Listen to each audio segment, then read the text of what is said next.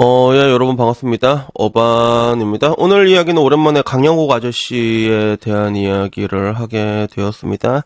개인적으로 한번 발 담근 이야기는 웬만하면 끝날 때까지 이야기하자 그런 주의고, 그리고 그런 관점에서 강영욱 사태가 이제 마무리가 된 것 같았는데, 결론부터 얘기하자면 그 보룡인들과 개빠들의 승리로 끝났습니다. 그래서 이거 7월 9일에 난 기사인데, 갑질 논란 강영욱 결국 개훌륭 자진하차 나는 곧 개훌륭이었다 이렇게 기사가 났습니다. 그래서 기사 내용을 간략하게 요약을 하자면 그냥 자진하차를 한 거야. 그래서 9일 자신의 개인 계정을 통해 갖고 새나개를 할 때는 제가 곧 새나개였고 개훌륭할 때 저는 곧 개훌륭이었다라는 제목으로 글을 게재했는데 이 갑질 논란으로 인해 가지고 이제 그만두기로 했다 이런 식으로 입장을 표명을 했습니다.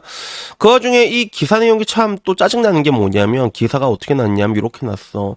앞서 강영욱은 자신이 대표로 있는 보듬컴퍼니 전 직원들의 폭로글로 인해 가스라이팅 의혹이 불거졌다. 보듬컴퍼니 전 직원들은 퇴사하고 공황장애, 불안장애, 우울증 등으로 정신과에 계속 다녔다. 부부관계인 대표이사의 지속적인 가스라이팅, 인격모독, 업무외 요구사항 등으로 정신이 피폐해졌다고 폭로했다라고 얘기했는데 안소영 기자님, 이거 참 기사 쓰기 전에 이거 사실관계 다 봤으면 이런 얘기 글을 쓸 수가 없을 건데 이거 보면 하여튼 난 진짜 기자들은 진짜 정리 안 간다 진짜 기자들은. 그래서 사실 여기에 나왔던 내용들 중에서 사실인 게 아무것도 없었죠. 그죠? 그래서 이건 내가 영상으로 찍어줬잖아. 그래서 처음에 진짜 강영욱은 완전히 싸패 쏘패 인간 말종 취급을 받았죠. 어떻게 사람이 저럴 수가 있냐고. 그리고 그거를 어떻게 보면 굉장히 크게 터뜨린 게 JTBC 사건 반장이었지. 그 아저씨 이름 뭐였더라? 이상한 사람이 있는데. 그 아저씨 관상 안 좋은 아저씨 있잖아. 그래서 거기에 나왔던 의혹들이나 내용들 중에서 맞는 게 하나가 없었잖아. 배변 봉투를 줬다 하는 것도 그냥 스팸으로 일어난 해프닝이야. 그냥 스팸 잘못 주문해가지고 무더기로 와가지고 니들 원하는 대로 들고 가라. 그래서 그냥 이제 봉투로 이제 이빠이 들어간 사람 이빠이 들어가고 직원들이 좋아해가지고. 근데 그게 인격 모독으로 포장이 됐지. 그지? 그리고 강영욱을 향해 가지고 수많은 그런 뭔가 비난과 비판이라는 게 말도 안 되는 그런 거짓 모략이었잖아.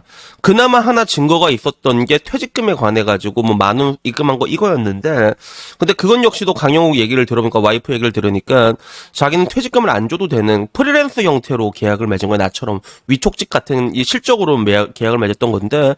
근데 그게 시간으로 봤을 때 퇴직금이 나중에 입금이 됐거든. 근데 그게 일부러 떼먹은 것도 아니고 내가 딱 보니까 그 퇴직금을 이렇게 줘야 되는 그 조건이 옛날이랑 지금이랑 조금 많이 변했어요. 그래서 예를 들면 이제 학원 강사들 같은 경우는 퇴직금을 주냐 안 주냐로 지금도 말이 많거든. 근데 법적으로는 이제 학원 강사 같은 경우는 거의 비슷한 형태야. 인센티브로 받아가는 구조거든. 학원 숫자 애들에 따라서. 근데 학원에 상주를 하고 있잖아. 그러면 퇴직금을 챙겨줘라.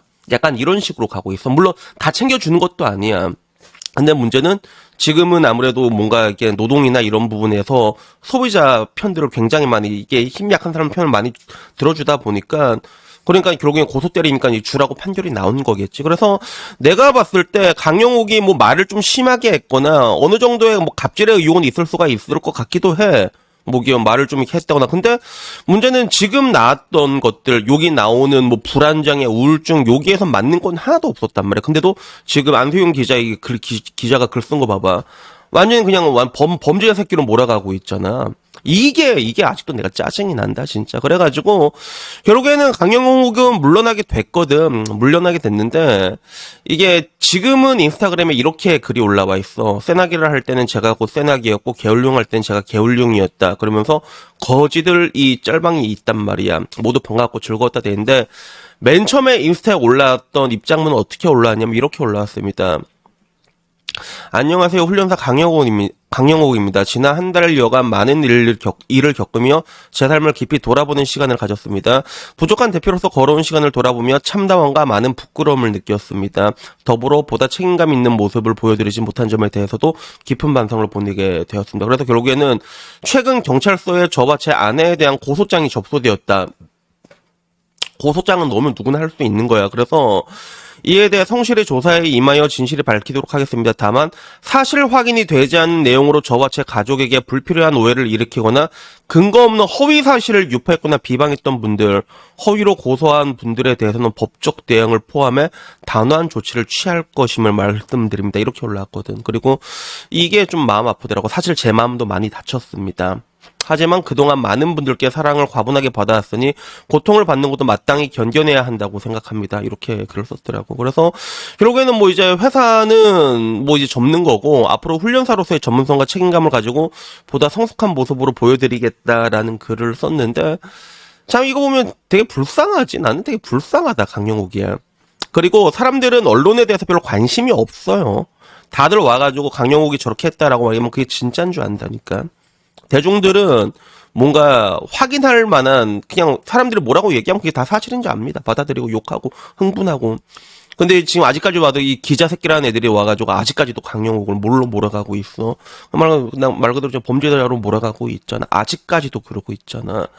그래서 따지고 보면 이거는 뭐 보령인들과 개빠들의 승리라고 볼 수가 있는 거지. 그래서 강영욱 아저씨의 인스타에는 뭐 다들 이제 그리울 거다, 고생 많으셨다, 너무 오래 쉬지 마라, 어디서든지 꼭 다시 뵙겠다, 뭐 이런 응원의 글들이 되게 많았고, 그리고 이걸 보는 DC에서는 어떤 반응이었냐면 빠미를 뽑지 마라, 꼭 스탑럴커인지 스캔을 뿌려라, 개빠들은 은근 기분 좋을 듯, 강영욱이 그나마 입마개 하라고 하던 사람인데 이제는 뭐 누가 그런 말을 하겠냐.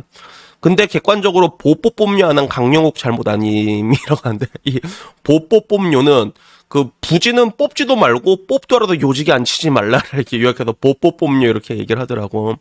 그래서 그 말도 틀린 게 아니다. 르노는 보뽀뽐뇨 때문에 일개 매니저 딸이한테 1.5조 프로젝트가 날아가 버리지 않았냐 이런 얘기도 있고, 낙원에서 사업하기가 진짜 헬모드다라는 분위기, 낙원에서 당했다, 보령인들이 승리했다, 자녀랑 비즈니스 하면 10중 8구는 엿된다, 보뽀뽐뇨다.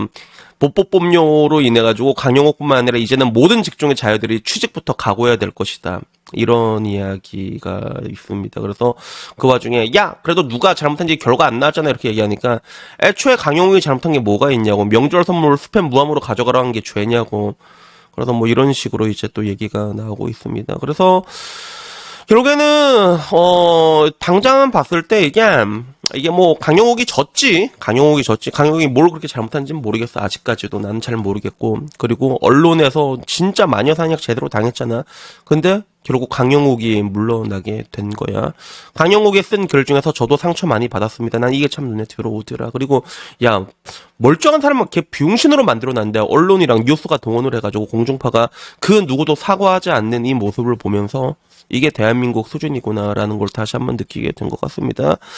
그래서 뭐 여튼간에 그래, 나는 참 그래, 보면서도 이 언론이란 게 참 무섭구나라고 느끼는 게, 실제로 맨 처음에 강영욱 사건이 떴을 때 나는 이게 좀 뭔가 이상하다고 얘기했잖아. 그래서 레카들 중에서도 강영욱 편을 들었던 거의 유일한 사람 중에 한 명이 난 뻑가였던 걸로 기억을 하고 있거든.